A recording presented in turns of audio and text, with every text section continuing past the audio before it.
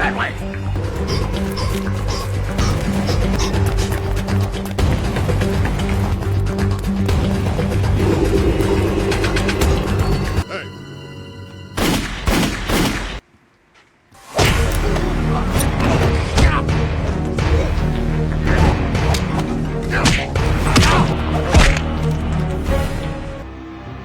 Okay, so who are you? I want some answers.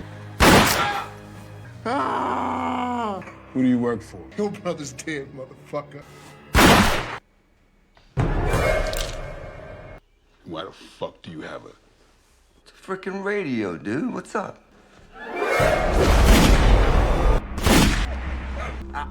Buddy. Drop it. Clear the chamber.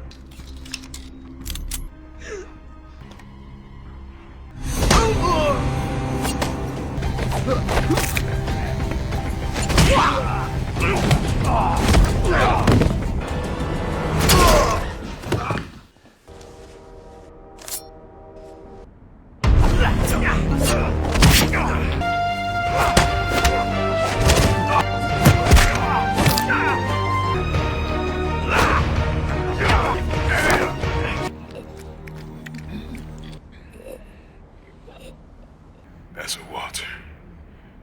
The story begins in a moment of quiet camaraderie as a group of highly trained SWAT officers, James, Cliff, Sam, and Walter, reunite with their families after successfully wrapping up a high-stakes mission. The atmosphere is celebratory, filled with laughter and the presence of their loved ones, including Stacy, a respected journalist and longtime friend of James. However, the peace is shattered when Walter receives a phone call that causes his expression to turn instantly anxious. Without a word of explanation, he hurries into the house. Concerned by his brother's behavior, James follows him to offer support, but Walter brushes him off, insisting he can handle the situation alone. This small moment of secrecy serves as the catalyst for a nightmare. Later that evening, James is relaxing at home when he receives a heart-wrenching call from Walter's wife. Through her tears, she delivers the devastating news: Walter has been murdered, shot in the back of the head in cold blood. Reeling from the loss of his brother, James barely has time to grieve before he receives another urgent plea for help. This time it is Cliff, who sounds terrified and fears for his life. James races to Cliff's apartment,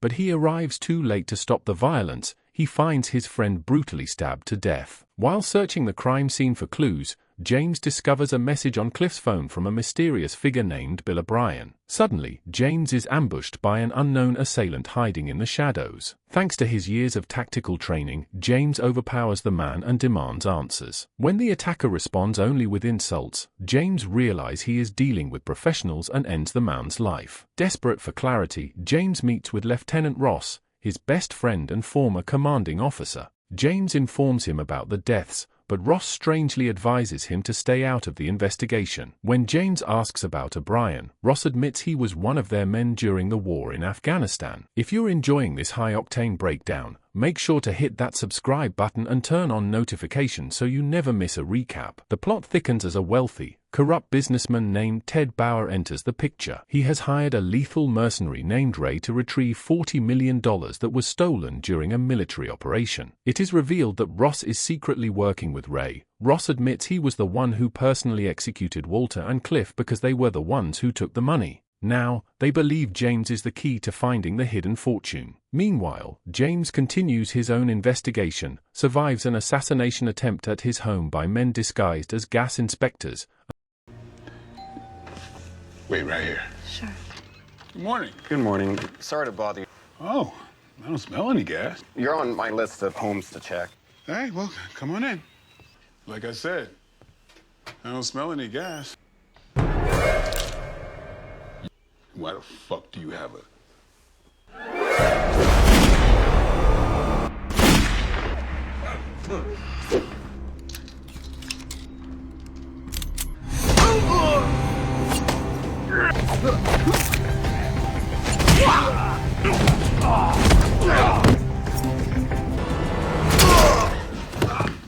And eventually tracks Bill O'Brien to a local dive bar. After a brief but intense confrontation with the bar's patrons, James corners O'Brien at gunpoint in his car and demands the truth. O'Brien, fearful but honest, explains that back in Afghanistan, Lieutenant Ross had forced them into a horrific drug smuggling ring that used the bodies of fallen soldiers to transport narcotics back to the United States. Walter, Cliff, and O'Brien had stolen the money as evidence to eventually expose Ross's crimes. James and O'Brien decide to take the fight to the source by infiltrating a warehouse used by the smuggling ring.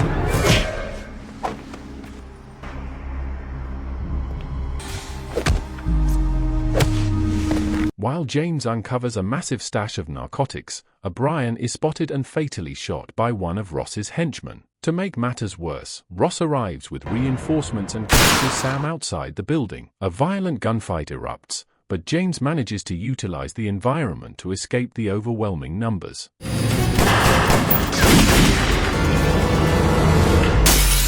He then tracks down one of the shooters to his home and forces a confession out of him. The man who pulled the trigger on Walter was Hammond, Ross's most trusted lieutenant.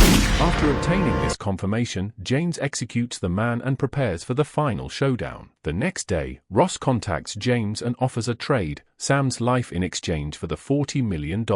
Even though James has no idea where the money is, he agrees to the meeting as a desperate ploy to save his friend. The exchange goes south immediately. Ross betrays James, Sam is killed in the crossfire, and James is shot and knocked unconscious. He wakes up in a dimly lit torture room, bound and facing both Hammond and Ray. They threaten to kill Walter's wife, whom they have also taken hostage, to force James to reveal the money's location.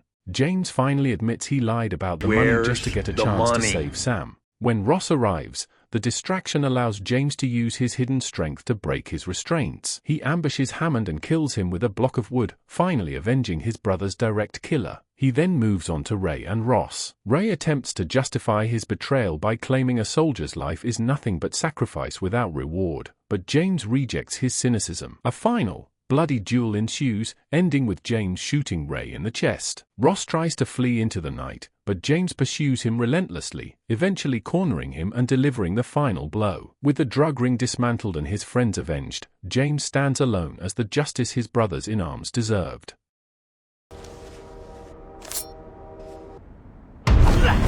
Yeah.